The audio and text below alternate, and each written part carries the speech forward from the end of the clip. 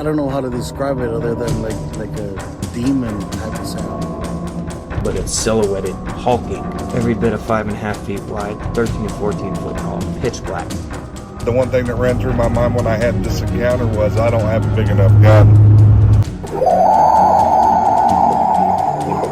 Your host, two-time witness and field researcher for more than 40 years, William Jevning. Welcome to Creek Devil. Story from Orleans, California, 1952. This person's encounter was so shocking that he blocked it from consciousness for a time. He did recall the events, however, and this is what he related. I began to remember more and more of what happened. I had me a bad case of the jitters as the memory uncoiled. The first part of the story took me back to 1952, when I had gone to Orleans to start preliminary work on a logging operation with two men by the names of Lee Valeri and Josh Russell. One evening, Josh told me Lee had gone up to Happy Camp, but not having transportation back, wanted me to take the Mercury and go up and get him. I had driven the extremely crooked and dangerous road up there, but not being able to find him, started back alone to Orleans. It had been raining very heavily, and after going back a few miles, I found there had been a slide across the road. There was a man with a flashlight there who told me I could still go back to Orleans by way of a detour across the river. He said it was a dirt road that went through Bear Valley and could come out at the mouth of Bluff Creek a few miles below Orleans. I had been driving slowly down this road for about 20 miles, I guess, sort of daydreaming, when I saw it. Dimly in the headlights, and the rain, was a shaggy orangutan-like apparition of a human. For an instant, I had the impression the shaggy hair of the creature was a hoary blue-gray in the headlights. An ogre, I remember thinking. But the thing swiftly backpedaled off the road and behind a tree. I automatically passed it off as imagination and drove on by the spot. Suddenly, without warning, the car went into a violent and unreasonable skid. I brought the car back under control, but for some reason glanced into the rearview mirror. In the dim light of the taillights and license display bulb, I thought I could see a savage-looking face looking through the rear glass.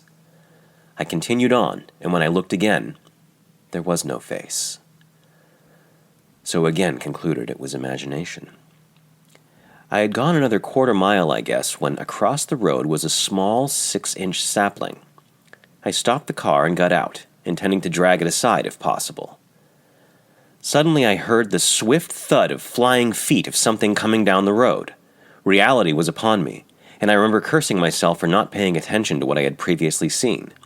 It was the shaggy human-like monster I had seen in the headlights.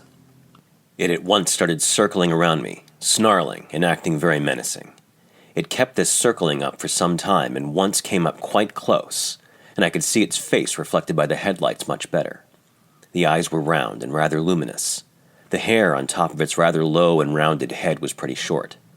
Its eye teeth were far longer than a human's. Also the chest and upper part of its torso was rather bare of hair, and also leathery looking. It wasn't too tall, not much more than my own 5 feet 9 inches, although it had a stooped, long-armed posture. Then suddenly it changed tactics.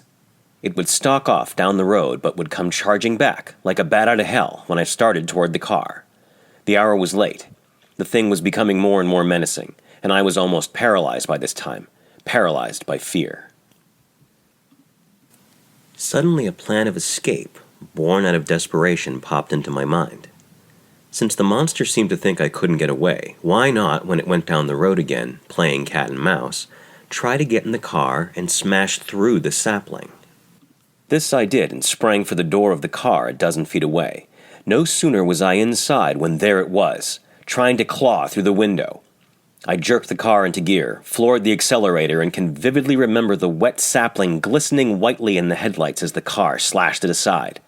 I remember the scream of rage and frustration it then gave.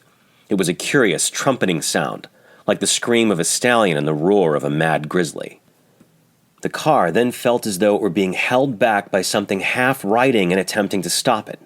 But the powerful Mercury proved too much for it, and after a couple 100 yards I felt no more resistance. To top this unbelievable experience off, believe it or not, I promptly forgot the whole experience. Then and there, it went out of my mind. Not even the next day, when Lee asked me if I had seen anything unusual on that road last night, did I remember. He had come later from Happy Camp with another man hired to take him to Orleans. A few days later, an incident happened that should have brought the experience back, but didn't. Lee noticed a big dent in the grill of the car, and asked me how it got there. I told him I didn't know. Incidentally, Lee told me that something had tried to push them off the road when they came through on the detour. He said there's something strange going on around here, and let the matter drop.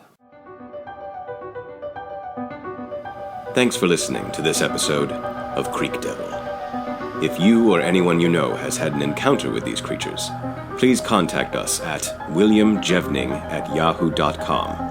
That's William, Jevning, @yahoo.com. All communication is confidential. Join us for another program next week. And until then, keep your eyes open out there.